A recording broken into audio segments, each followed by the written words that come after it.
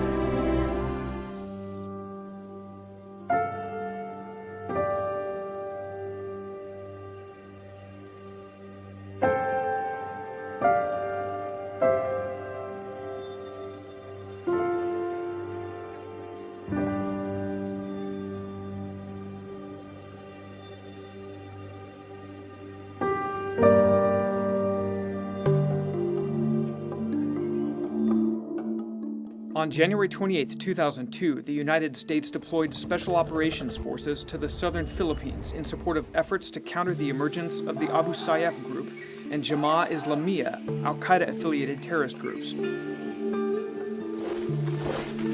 At the time, the government of the Philippines was engaged in counterinsurgency operations against communist rebels throughout the country and had limited resources to address a second front against terrorist networks that had taken root in the southern Philippines. Eliminating violent extremists, along with their ability to exploit those potential safe havens in the southern Philippines, remains strategically important to the people of the United States and the Philippines.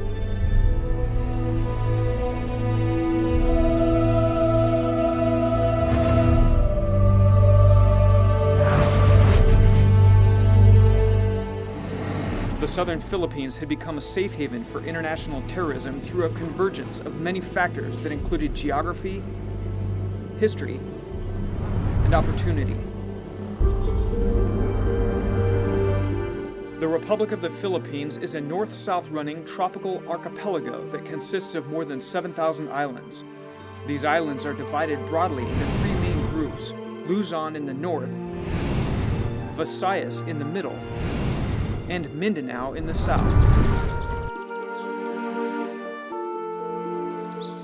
The southern islands of Mindanao rest near the equator and comprise nearly one-third of the Philippine land area, with approximately 25% of the population. Mindanao also holds the largest concentration of Muslims in the Philippines.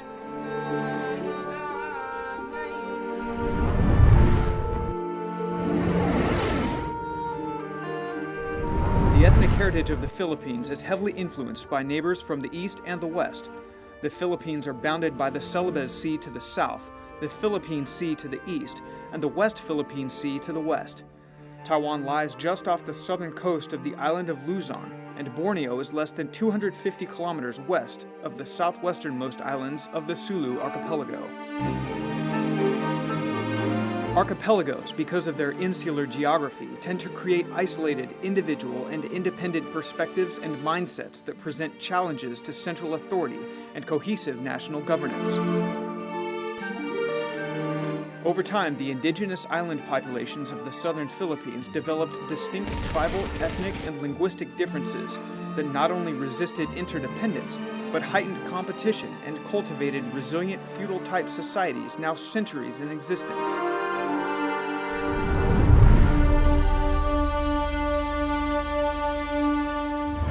Throughout those centuries, attempts at effective central governance of the Lumad and Moro peoples in the southern islands have been impeded by their established local religious, tribal, and familial hierarchies enabled by their isolated geography. This lack of centralized control has historically created an area with numerous seams and socio-cultural fault lines that have, over time, been exploited by criminal and terrorist elements. For nearly 700 years, history has layered social, ethnic, cultural, and political complexity across the southern Philippine Islands. During the 14th century, the influence of Islam spread throughout Malaysia, Indonesia, southern Philippines. In 1380, Muslim merchants from modern-day Malaysia arrived in Sulu and established the Sultanate of Sulu. By the end of the 15th century, Islam was firmly established in the southern Philippines, and the region was thriving as a commercial trading power. During that period of prosperity, broader regional conflicts fractured the area into a group of smaller states. This fractured array of mini-states, without a cohesive defense mechanism, enabled the Spanish to invade and conquer with relative ease in 1565. The influence of a centralized Spanish government, technology, and religion spread quickly in the northern areas, especially in Luzon, but was rejected in the then predominantly Islamic regions of the south. Today, abandoned Spanish forts remain as mute testimony to Spain's long struggle to physically subdue the region.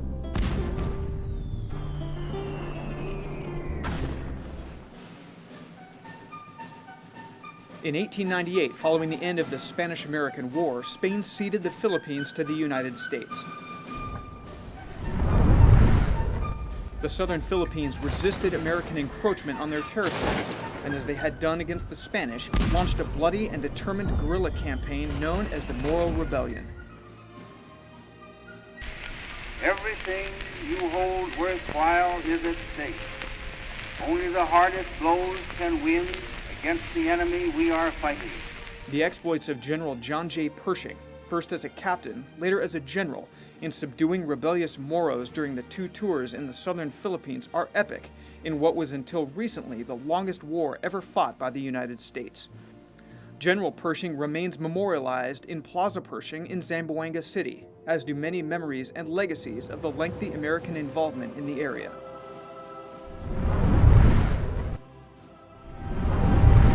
The Sultanate of Sulu, which comprised the Philippine islands of the Sulu archipelago with a claim to part of northern Borneo known as Sabah, remained an independent socio-cultural enclave of the Tausug population. In the Bates Treaty of 1899, the Sultan essentially abrogated his formal leadership role over the Sultanate, instead becoming only the titular head of the Tausugs. Despite final American military success in the Fourth Moro Campaign of 1913, small elements of the Sulu peoples continued their traditional illegal activities of smuggling, piracy, and on a smaller scale, slave trading.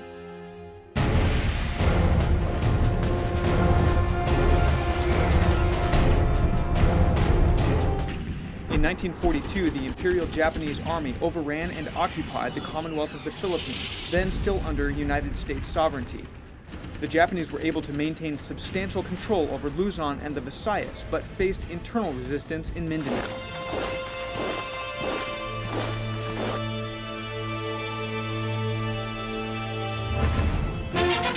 After 48 years of American sovereignty, the people of the Philippines assumed the status of an independent nation. The combined efforts of American and Filipino troops liberated the Commonwealth of the Philippines in 1945. On July 4, 1946, the United States granted independence to the Philippines. The following year, the United States Pacific Command was established. The U.S. victory in World War II and ensuing peacetime strategy for the Asia-Pacific guided the geopolitical scope of U.S. influence in Southeast Asia for nearly the next 5 decades. Yet questions remained over the validity of the Bates Treaty, as well as the role of the Sultan of Sulu over the Tausugs and his relationship to Sabah, which later became part of Malaysia.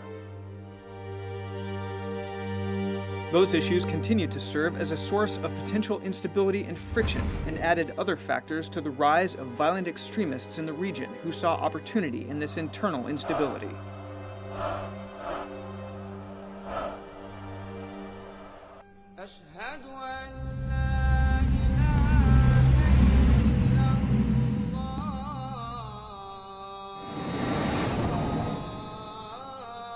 After the withdrawal of the Soviet Union from Afghanistan, some former Mujahideen formed into a radical group committed to an extremist view of Islam and a commitment to violent jihad against the takfir of Islam.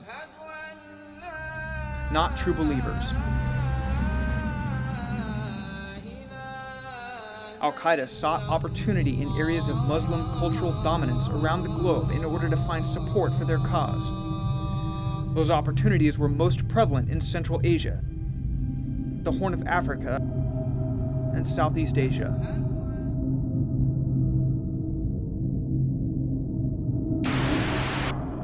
He is one of the world's most notorious outlaws. He is also a man of sizable wealth and sophistication.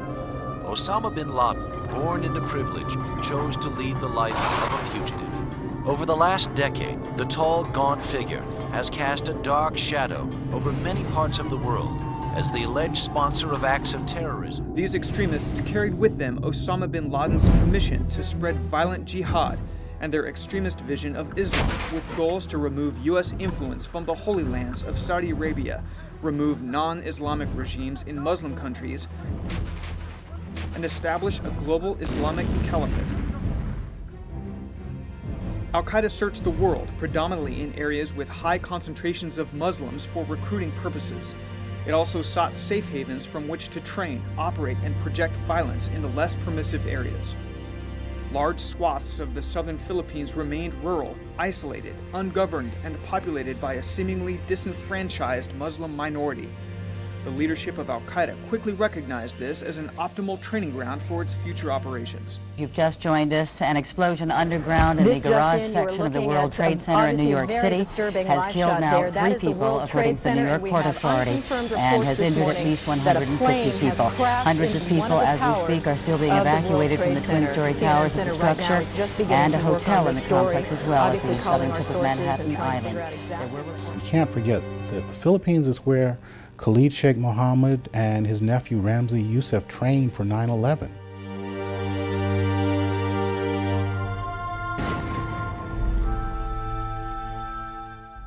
Soon after this establishment of Al-Qaeda in Afghanistan, Khalid Sheikh Mohammed, the architect of 9/11, and his nephew, Ramzi Youssef, the perpetrator of the 1993 World Trade Center bombings, arrived in the Philippines to plan, practice, and perfect their plan of additional attacks. During the same time period, the autonomous region of Muslim Mindanao was established in the southern Philippine Islands by the Philippine government in an effort to grant increased autonomy to that disenfranchised Muslim minority. In 1991, Mount Pinatubo erupted and the U.S. Air Force's Clark Air Base closed, formerly a vital logistics hub and base for U.S. air power in the region. 48 hours after Clark is evacuated, Pinatubo erupts. All remaining personnel hastily retreat to the far side of the base. The following year, in 1992, as a result of alleged human rights abuses by Indonesian troops in East Timor, the United States terminated international military education and training funding to Indonesia. In that same year, the U.S.-Philippine lease agreement for Subic Naval Base was not renewed, and security assistance funding to the Philippine military fell nearly 90%, further minimizing U.S. influence in this volatile region. In 1993, Ramzi Youssef perpetrated the World Trade Center bombing, and the Filipino-based Abu Sayyaf group was established in Mindanao. Also that year, the terrorist group Jamaah Islamiyah was established by Abu Bakar Bashir and Abdullah Songkar in Indonesia from base members of Darul Islam. Almost immediately thereafter, Jamaah Islamiyah implemented its regional strategy in Southeast Asia and began terrorist training in the Philippines. In 1996, the Moro National Liberation Front and the government of the Philippines signed a peace agreement. The Moro Islamic Liberation Front remained as a splinter group to continue an armed struggle.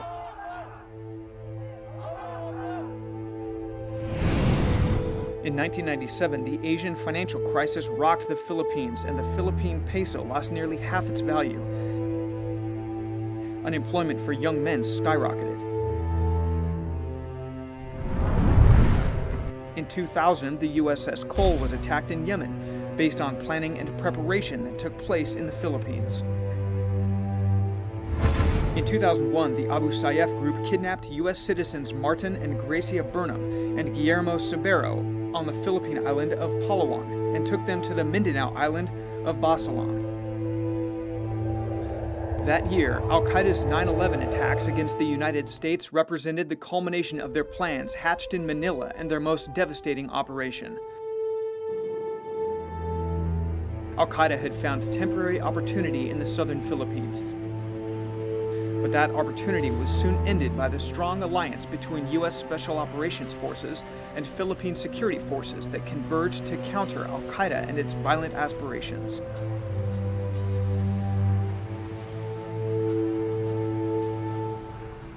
One of the clear military successes for the U.S. against violent Islamic extremists. It's a fight many Americans are unaware of, even though it has lasted almost as long as the one in Afghanistan. And as we hear now from NBC's Adrian Mong in the Philippines, this fight involves U.S. Special Forces who are succeeding by not fighting. In December of 2001, the U.S. Special Operations Forces deployed to Mindanao and began supporting the armed force of the Philippines as they operated against the Abu Sayyaf in Basilan. AFP forces learned that Guillermo Sabero had already been murdered by his captors. In their rescue attempt, Gracia Burnham was successfully rescued, but unfortunately her husband, Martin Burnham, died in the operation. Today, the Joint Special Operations Task Force Philippines remains steadfast as a U.S. military task force consisting of approximately 600 personnel from all services, primarily U.S. Army Special Operations Forces, U.S. Navy SEALs, Special Warfare Combatant Craft crewmen, Air Commandos of the U.S. Air Force, Marine Special Operations Forces, support personnel from all services, and National Guard and Reserve Forces. They are partnered closely with the FBI, the Department of Justice, and the National Geospatial Agency.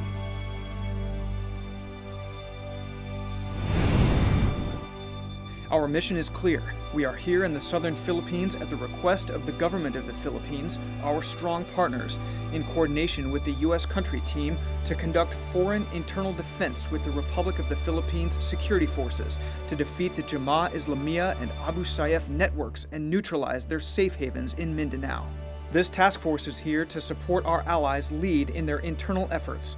Always working in close partnership with Philippine security forces, we advise and assist their efforts where they are located, on Philippine government bases, compounds, and outposts in jungle, village, and urban areas.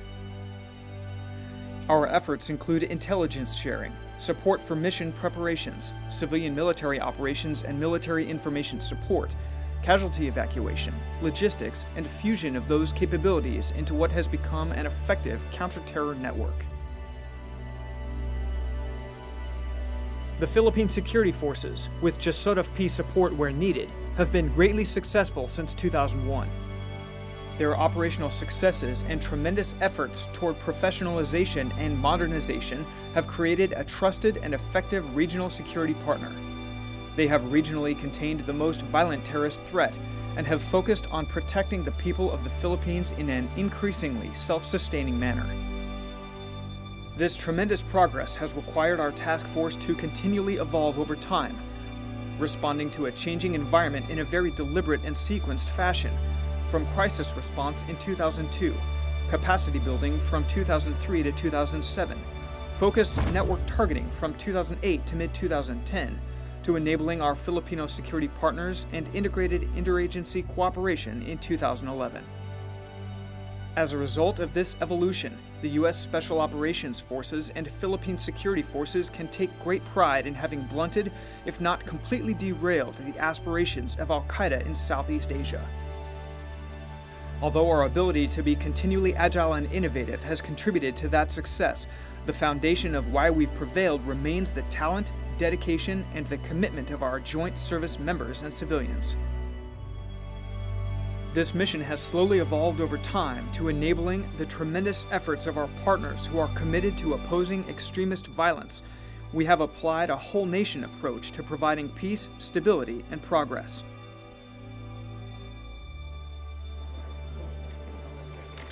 On January 1st, 2011, the Philippine government implemented a new internal peace and security plan that has solidified the transition from a military-centric internal peace and security strategy to that critical whole-of-nation approach, the final phase toward complete victory in their long-standing counterinsurgency campaign.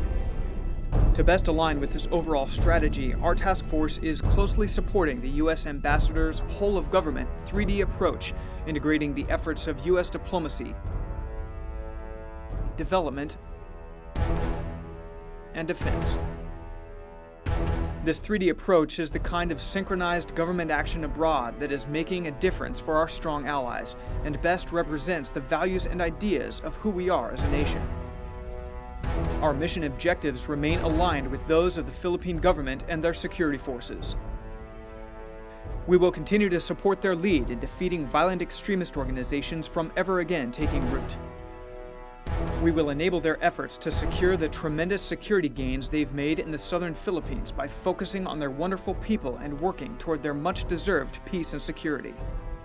And we will continue to play our role in the U.S. interagency approach that makes us reliable, strategic partners in the critical Asia-Pacific region.